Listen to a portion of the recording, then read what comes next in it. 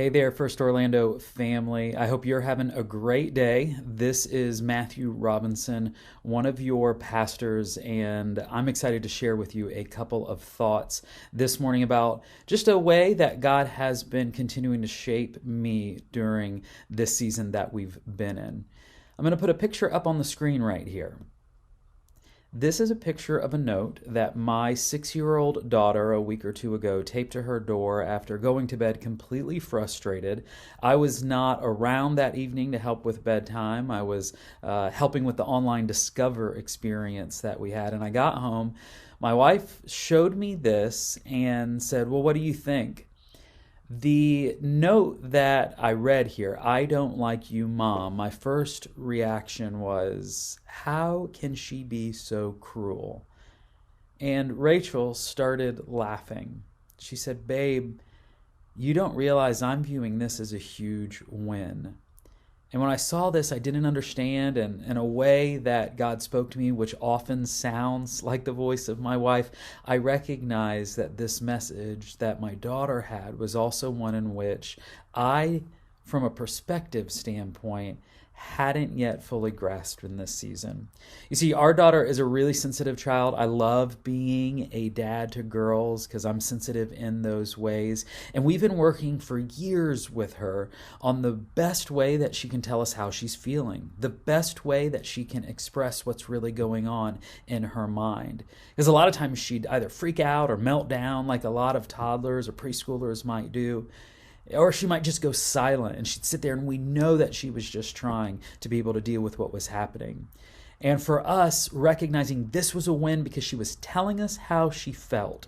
And when I viewed the actions that she took there, I didn't see cruelty from someone who's just learning what their words and their actions mean right now.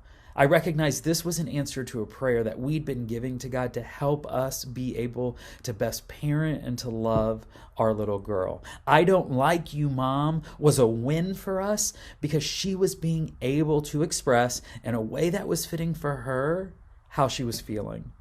And in this season here, I'm going to confess to you something. The job that I do, part of just how my wiring is, I am a master compartmentalizer. I don't know if anyone else out there is like that, but I have these buckets in my head that allow me to go from almost one file folder to the next, of being able to deal with situations. For me in my past, that's been a source of strength to be able to do that. But I recognize I do the same exact thing with God. And the incredible, unimaginable thing that God is, who created me, who Scripture says knows every hair on my head, every second of what my life is. For me to think that I can compartmentalize from Him and not express part of what I felt during the season, that I have not liked it. I have not liked all of the changes that have had to come about. I have not enjoyed all of the aspects of the different ways that we've had to adjust our life. I've been annoyed so much. I've been stressed. I've been burdened to a way never before. And I know that God cares about that, and I so often just present in my prayers to Him the things that I'm thankful for, or the things that I need help with, without just really, as some coaches and counselors in my life have helped me see, just naming and recognizing how I'm feeling. When I look at some different parts of Scripture here, when I look at Psalm 139, and I hear David saying, "O Lord, you have searched me and known me. You know when I sit down and when I rise up. You discern my thoughts from afar." To think that those are compartmentalized just leaves me in a foolish stance of not recognizing exactly who God is. As I was continuing to look at this and just read through some of the Gospels recently as well, one of the phrases that stood out to me that I hadn't caught before was how Jesus, it said, knew their thoughts. So the crowds that were around him, or the disciples that were following him. Matthew 12:25 says, knowing their thoughts, he said to them. This is talking of Jesus. Matthew 9:4, but Jesus, knowing their thoughts, said, why do you think evil in your hearts? Luke 6:16 6:8, but he knew their thoughts, and he said to the man with the withered hand, come and stand. Luke 5:22, when Jesus perceived their thoughts, he answered them. Mark 2, chapter 8, and immediately Jesus, perceiving in his spirit that they thus questioned within themselves, said to them, why do you question these things in your hearts? For me, I recognize God already knows what's up here and what's in here. And there is a part of comfort. There's a part of release of control when I recognize I can tell God I'm frustrated, when I can tell God I'm ignored, when I'm able to name that in the relationship that I have with him.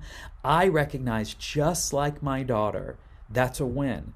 That's a way in which I'm being able to be more transformed and more shaped in the image and likeness of Jesus, because he already knows.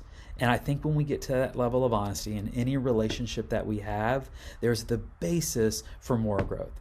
So that's what God's been teaching me recently through the voice of my wife, through the truth from his word, from a note from a girl who I'm so proud of, who just finished kindergarten in the most remarkable of ways and circumstances. Know that I'm praying for you. Know that it's an absolute joy to serve alongside you. And I can't wait. I'm so filled with great anticipation when we're able to see each other more regularly again. God bless you. Have a great day.